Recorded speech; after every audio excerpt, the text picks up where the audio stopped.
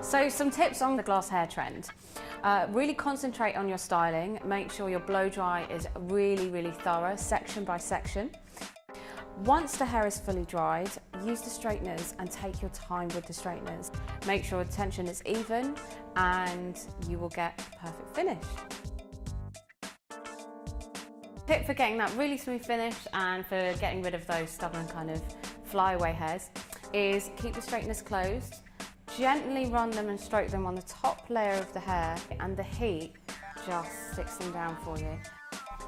Final tip is take the Glam Mist Shine Spray, use a little bit in your hand, rub it together just to target the root area because you don't want to spray directly on the root.